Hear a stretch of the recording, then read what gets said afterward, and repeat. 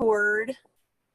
And hello, everyone. This is Jennifer Johnson. I guess if I record it, you can see me. All right. So we're going to be talking about the 4 tendencies from the book Better Than Before. And hey, Phoebe.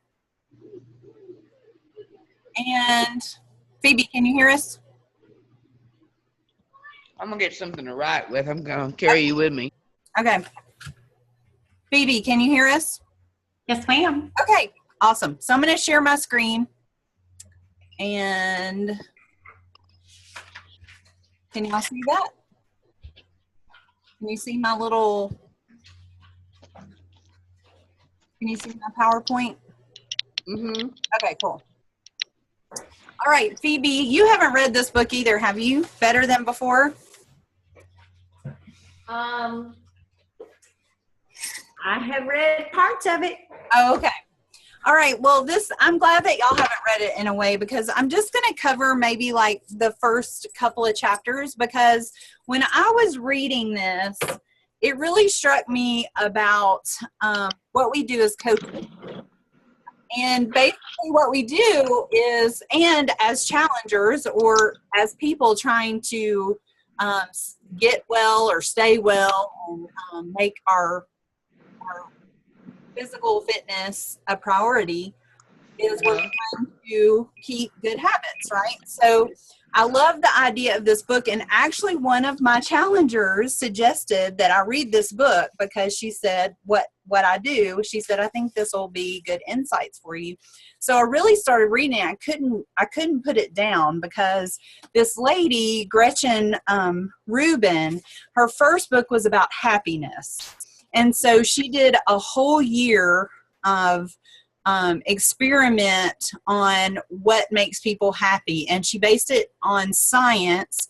And she went through all of these things. And basically she wrote this book because she wrote the first book about being happy. And then this book on habits is how to actually be happy, if that makes any sense. So she didn't feel like her happiness level changed too much in the Happiness Project when she was doing certain things about how to be happy, but she basically discovered that your level of happiness is rooted in your habits, either good or bad. So that's kind of the premise of her book. She's a lawyer, and or she was a lawyer, and now I guess she's a writer. And so she has these 4 tendencies that everybody falls into. And as you can see on this part right here, it does have overlap. So you probably don't solely fall into one category or another. But she basically says habits make change possible by freeing us from the decision making and from using self-control.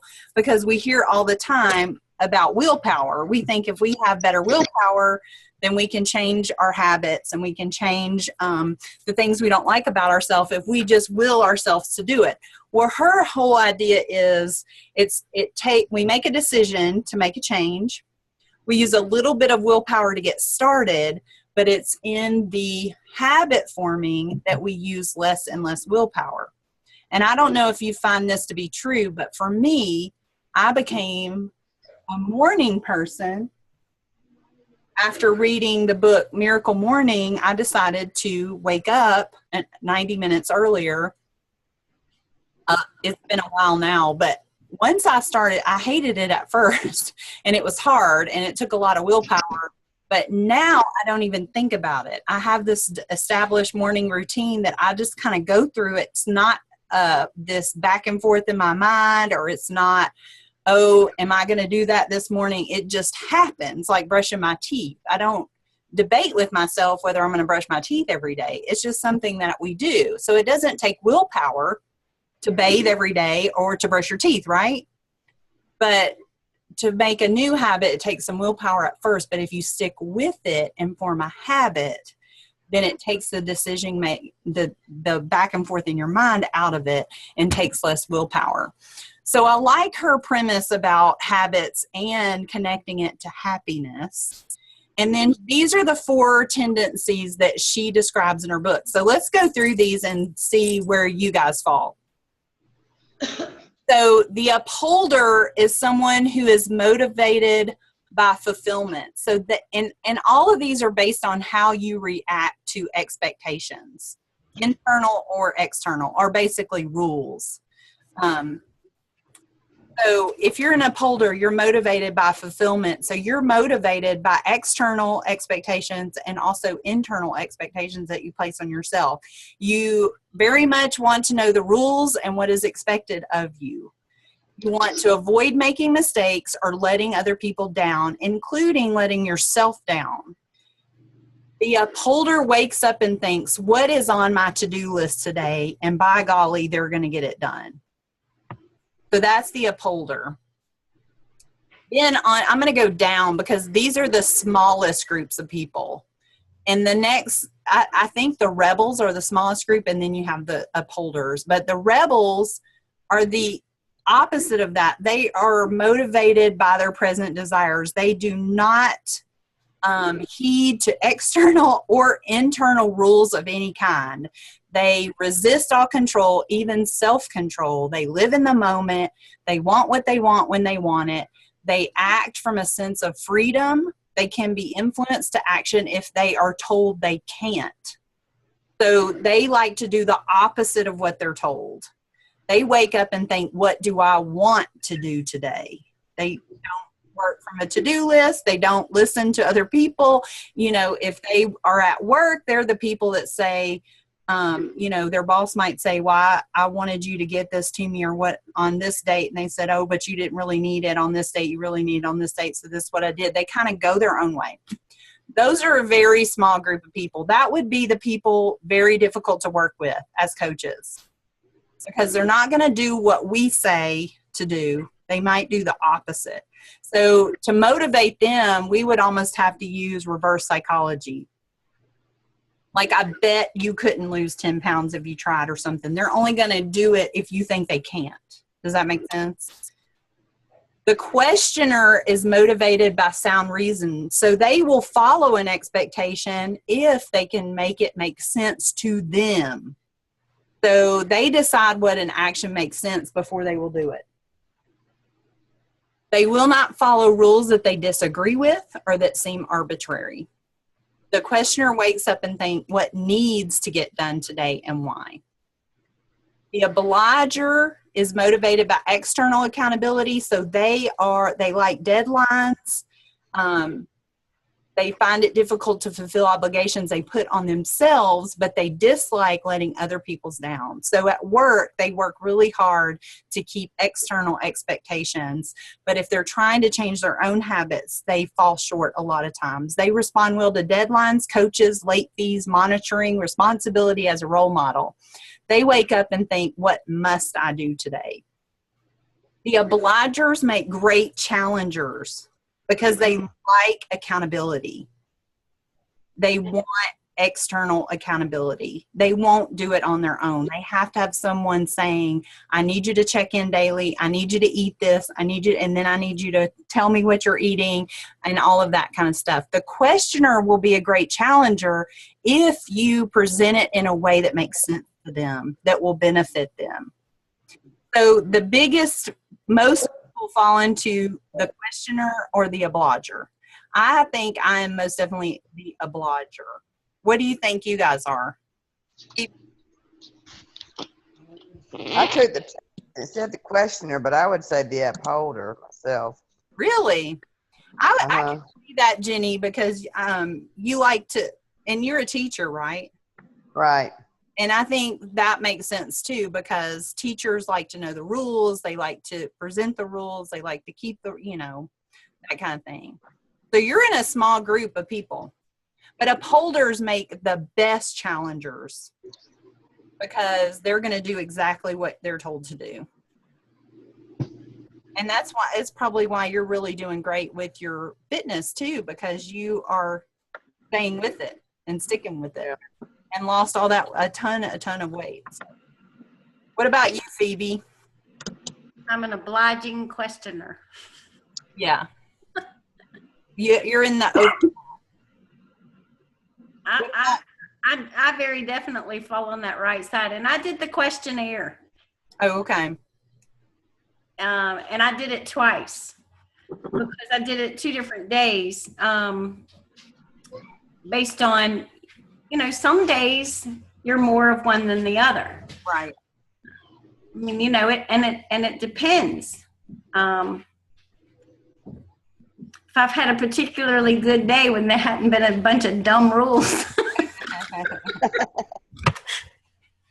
So I can see kind of being in between these two also, because I know there's some things I know that my husband wants me to do that he thinks are very important that I don't do because I don't think they're important. So I guess that's an external expectation that if I don't think it's important to me, then I don't necessarily do it, So in that instance, but I don't know if that's just with my husband. If someone else thought it was important and they were, that I might do it if they make it make sense. But I think I looked at this more from the professional world than I did thinking about personal.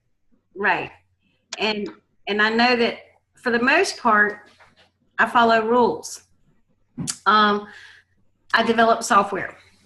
I'm not supposed to make a change just arbitrarily without permission to make that change, because somebody could make changes for the wrong reasons. So I'm supposed to have permission to make a change before I make a change, and I'm really not supposed to have access to make a change. But you know what? If something's on fire and it's burning, I'm making the change. Right.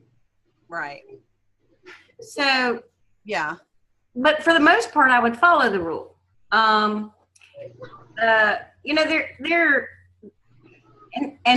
am I the one that's deciding whether it's okay to break the rule? Yeah. Mm-hmm. Yes. But I also think that I think that when I make those decisions, I am motivated by that external accountability. Right. I mean, another example is that when I was working as a chaplain at the hospital, there was a woman who gave birth to a stillborn baby, and she was worried that that baby was going to hell. So I baptized it. We are not supposed to baptize something that's dead. Right. Well, so. But it healed her. Right. So, Emily, where would you think you fall? I actually think I'm a rebel. Really? We have a rebel. We have a rebel. There's like 4 of us, and we have a rebel and an upholder, and those are the smallest groups. I think I kind of go in between the rebel and the upholder, though. But, I feel like I'm mostly the rebel, yeah. That's funny because, see, in this picture, the rebel and the upholder can never touch. They're like polar opposites. Really? Yeah. No, I feel like when someone says, oh, you can't do that, that's what really motivates me. But I still don't like to let other people down. I don't know. Right. So I think you're probably more of, you might be an upholder with a touch of obliger, because you don't like to let other people, or maybe, I don't know, maybe you're somewhere in the middle of all of them. Hey, go back to that picture again that shows the Venn diagram. Yeah, I was going to say that too. Because look, the obliger and the questioner are opposites too. Right. And maybe this is I just thought this was interesting because the ones that overlap and the ones that don't. Yeah. But this is the biggest camp right here. You're either an obliger or a questioner. And then these are the ones that are the least amount of people. And it doesn't really, these aren't smaller than these. So maybe this, I don't know if this is arbitrary, but I think it would be hard to be an upholder and a rebel. Does that make sense? Because this meets expectations. This resists all expectations. I think it's circumstantial. Well, it's, and that's kind of the next point that she goes into, because do we really know ourselves? Like, how well can we really establish a habit or measure our happiness if we don't really know ourselves? And how can we know ourselves with all the distractions of our lives? Because do I really know myself, or do I know myself as other people see me? Or do I know myself as what other people have told me the way that I am? Or who I want to be. Or the way that I want to be? Do we really know ourselves? Because that is the next thing. And, you know, when I saw this, I thought, gosh, you know, that's hard. And the questionnaire too. And it said, mostly I'm an obliger. And some of the questions on the questionnaire were hard for me to answer. Like one thing didn't just jump out at me either, you know? Yeah. So it kind of, like you said, Phoebe, it could be the mood that you're in, or also your answers can be tainted about how you want to be, or how people see you, or how you really are. You know, it just depends on how you really are, how your day's been going too. Like, what if it's like, because I feel like I am a rebel, where I have a sense of freedom and I do what I want to do, but then when I go after like what I want, like my goals and stuff, that's where I see like the upholder, where I write out my to-do list and I set my, like when I'm doing what I'm supposed to be doing, I'm more of an upholder. But maybe you're a rebel if you go after your goals because, you know, they're your goals and only your goals, and they're not goals that other people impressed on you or whatever, then you could still be a rebel. You know, you're going to do it to get there the way you want to. So, and I like this, and this is a good place to start. As coaches, we need to know ourselves first if we're going to help others. So we kind of have to know what motivates us, and this goes to the core of what motivates us. If we know we're an obliger, then we're in the right place, because we ask people to keep us accountable. Our community keeps us accountable. Our company keeps us accountable. If we invite other challengers to go along with us, then we have that external accountability. For me, that really, really has worked over these 4 years, keeping me doing these programs, keeping me doing the eating plan, keeping me on top of everything that's coming out to stay physically fit, because I am inviting other people along with me. So that really is what I am, and that's what it came down to. And I took the quiz twice too, like Phoebe. I did it on different days at different times just to see, and it overwhelmingly said that that's what the camp that I live in is right here. So the next thing she talks about, did you have a question? Somebody? No.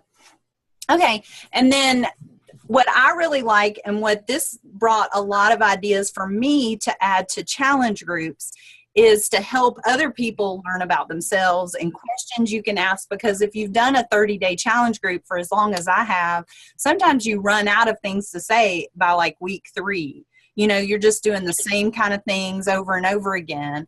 And, you know, maybe I'm going to start adding some of these questions to my challenge groups, because in my challenge groups, asking questions get the most reactions. So helping people learn more about themselves as you learn about yourself can make challenge groups more fun, because these questions help you know what makes you you. So are you a lark or an owl? That basically, are you a morning person or a night person? And sometimes you're somewhere in between, but overwhelmingly, statistics show, or whatever, the world is set up for morning people, because if you have a job, typically you go in the morning, or if you're a student, you go in the morning, or, you know, things happen during like 9 to 5 hours for the most part. So if, you know, I think larks tend to be happier because the world is kind of revolved around those kind of people. Whereas owls tend to not get enough sleep and stay up later and, you know, sleep in or whatever. But knowing which one you are is important, because sometimes if you're completely an owl, you can't just change and be a morning person. But if you're somewhere in between, you can change your habits, because I used to think I was not a morning person, but now overwhelmingly I am. So and just making some changes, and I'm much happier. But I never enjoyed staying up late ever. So I really wasn't ever an owl. I just hated What to get up in the morning. sometimes that changes with age? Because I mean, as a teenager, I could stay up, Right. and now, even if I stay up late, I'm still up early. Well, age definitely makes a difference. But even, as an adult, adults need 7 hours of sleep regardless to be most productive. And sleep is a core foundational habit that we need to try to instill in ourselves and then our challengers. Because really 7 hours of sleep ideally should be one of the foundational habits that help all other habits form. If you get enough sleep, it is proven that you can eat healthier, you can exercise more, and you can function in your relationships a lot better if you can sleep and make that a priority. The next thing, are you a marathoner? Do you like to work at a slow, steady pace and finish before a deadline? Or are you a sprinter? You wait for the looming deadline to clear your thinking and energize you, and you get the work done, and you wait kind of on purpose for that energy and that rush of the deadline. Or the worst kind is a procrastinator, which I have a tendency towards procrastination. The bad thing about being a procrastinator is you might resemble a sprinter, but you hate the deadline and you resent yourself for waiting so long, and you want to be more of a marathoner, and when you're not getting the work done, you resent yourself. It's kind of a self-loathing thing when you're a procrastinator. So procrastinators overwhelmingly need to work on their work ethic, and they need to change more to be one or the other, because procrastinators are not happy. They're not happy when they're working, and they're not happy when they're not working. Does that make sense? So I like to get it and not think about it anymore. Right. So you're probably more a marathoner or a sprinter that likes to get things done before the deadline, So I like to get it done before the deadline and not have to think about it. yeah. I like to get my work done, and then the rest of the time I can play and not think about it anymore. Right. You like to get it done. But that's probably more of a sprinter. You like to jump in, get it done, and get it off your mind. So You got it. are you an underbuyer or an overbuyer? So when you hear about something new, do you want to automatically buy 3 of them? Or are you kind of a thoughtful buyer, like, oh, that sounds awesome, but I'll buy it another time? Or, you're more hesitant with your buying, or you talk yourself out of purchases. That's an important thing to know, because if you're an overbuyer, you will jump into buying something that you probably won't get excited about using because you buy a lot. And if you're an underbuyer, you might not start anything because you don't buy the things that you need. So, I mean, there's kind of a balance, but that's something to know what your tendencies are. Are you simplistic, or do you like abundance? Do you like bare like a clean desk, bare bookshelves, feeling more empty or more full? Like, do you think less is more or more is more? And then, are you a finisher or an opener? I love this question because I'm such a finisher. Like, I get great satisfaction out of using that last little bit of a toothpaste tube, whereas my children will open 3. They just love opening new things. So if there's a toothpaste tube and it has like this much toothpaste in it, they open another one. So, you kind of know if you're a finisher or an opener. If you get great joy out of something new, opening a new bag of chips without finishing the last bit of the chips. You know what I'm saying? Who's a finisher? I am.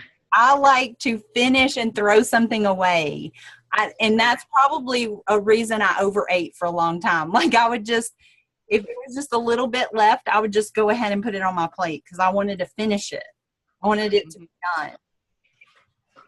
Yeah. Is anybody an opener? Or is everybody? I don't know. I love that. I may want to do a post about that. I just think that's interesting.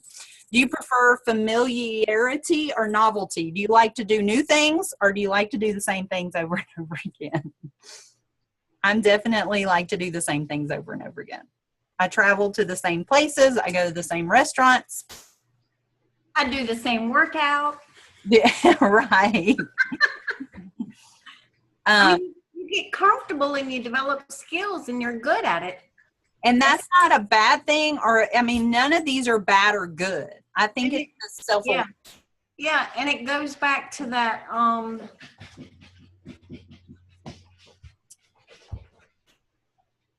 I totally lost the thought. Sorry. I just think it's about getting to know yourself better, like what you like, because that can be how you form your habits, is based on your nature. And too often we try to form our habits because of what we want, and we don't clue them into what our natural instincts are. And then are you promotion focused or prevention focused? So this was a harder one for me. So I was trying to think. Promotion focused people concentrate on achievement and advancement, on making gains, on getting more love, praise, and pleasure. They eagerly and optimistically pursue their goals.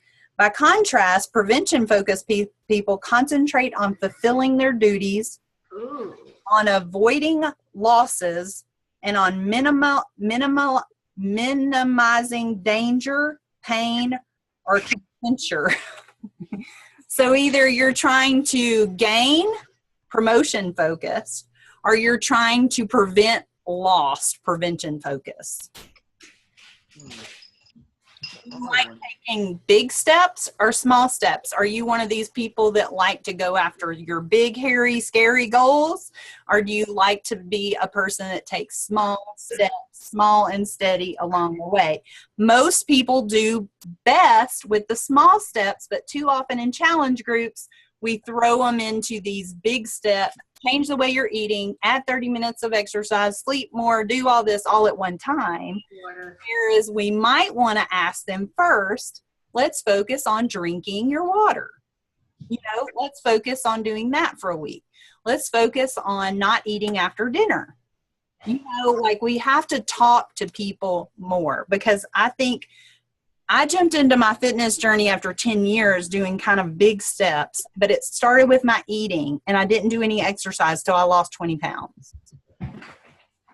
So I think talking to people more and asking these questions and allowing them to get to know themselves more, and not putting an expectation on them that they're just like you, might make a big difference in our success in our challenge groups and with our own habits. Okay, I love all these too. She has this whole thing about unexpected questions to get to know yourself better. These would be great for talking on the phone. And I know Kendra has been talking to us about getting people on the phone. These are interesting questions that I think will help people and help us get to know ourselves, but then also help our, get to know our challengers better. So they're in 3 different categories. How I spend my time. And so it's like, what time of day do you feel more energized? First thing in the morning. Right. So most people, this is the lark or the owl question, but it's a way to say it without saying, are you this, without leading them. Does that make sense? So at what time of day do you feel most energized? I would say first thing in the morning. Also, can I say something? Okay. Do I like racing from activity to activity, or do I prefer unhurried transitions? What activities take up my time but aren't particularly useful or stimulating? What would I like to spend more time with, friends or by myself? That's an introvert or extrovert question. Do I have several things on my calendar that I look forward to with excitement? What can I do for hours without feeling bored? What would y'all answer that? What can I do for hours without feeling bored? What would y'all say? Jenny, what can you do for hours without feeling bored?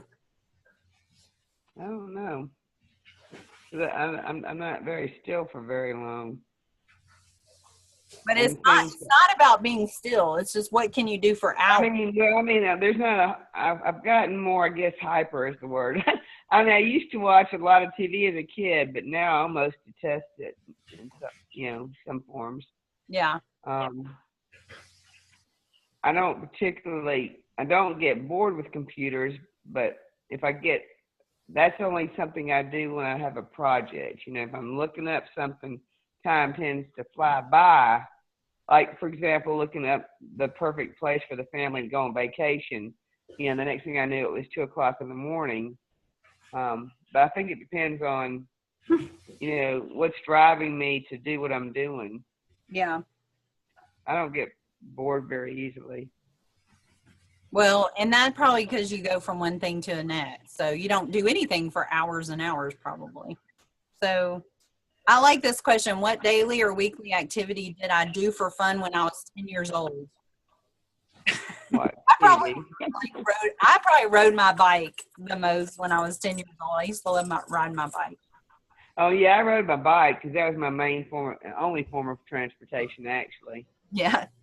My mother was not a car person. We rode to school. It had to be pouring cats and dogs and a raincoat, not work, for us to get a ride to school. Yeah, I walked to school too till high school. I was a reader. I've always been a reader. I could read all day long and not be bored. Well, that's a really good habit to have too. I don't know, is that a habit or is that just something I enjoy doing? I think you still read a lot too. So I think it's a habit. You do it because you have to with school and all that, but you also read things for your, for your school too. So I read things for fun. Right. Okay, so what do you value? Like what is most satisfying to me? Saving time or saving money or saving effort? Time. That's interesting. Like I would probably say money myself, but I'm kind of a hoarder, I think, or I'm an underspender, an underbuyer, and I like to save money. If I had $500 that I had to spend on fun, how would I spend it?